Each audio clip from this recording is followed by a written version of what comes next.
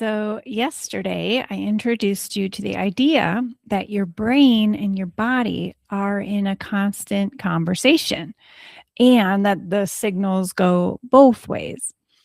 Well, today I want to get into the science behind that because when you understand how something works and why, you're just that much more likely to actually use it. And the science is not at all boring. So stick with me. There is a social psychologist and researcher at Harvard Business School named Amy Cuddy. I've mentioned her before, and it's her work on body language and what she calls power posing that we're going to look at today. So here's what her team set out to study. They wanted to know if you put someone in a high power body position, think open, expansive, taking up space for just 2 minutes, would anything change in their body chemistry? Not just in how they felt, but what was actually happening inside them? Well, the answer was yes, and in a big way. So, in the study, they had participants hold these power poses, as she calls them. Think standing on your, with your feet apart, hands on your hips, kind of like Wonder Woman, chin up, or sitting back with your feet on a desk and your hands behind your head, kind of like you got it all figured out. Well, what they found was that in just 2 minutes, testosterone, which, by the way, is linked to confidence and assertiveness, testosterone increased, while cortisol, which is your stress hormone, decreased. Just 2 minutes. So the people that they had spend those same 2 minutes in low power positions, so again, hunched over, arms crossed, making themselves small, showed the complete opposite pattern. So lowered testosterone, higher cholesterol, cortisol. The body was basically producing different chemistry based on nothing more than how they were standing or sitting. But here's the study they did that shows the real power to me.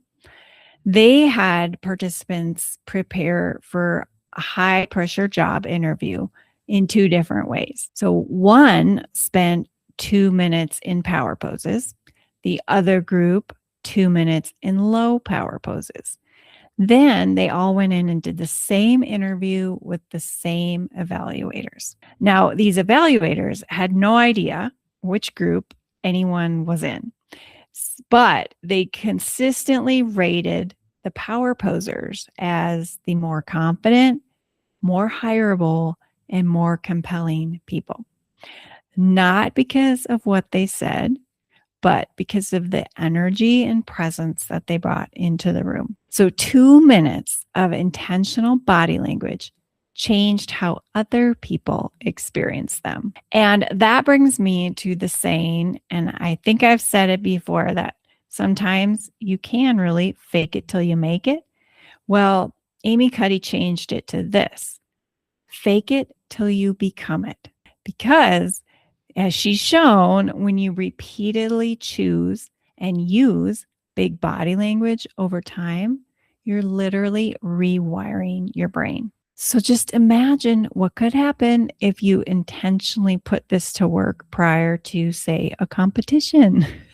Well, yes, you better believe it's definitely woven into the performance strategies that I teach in my coaching program. But for today, I just want you to try something. Some point, whether maybe you have a meeting coming up, a phone call you're dreading, or you're just going to walk into a room where you want to show up well, give yourself that 2 minutes before you do.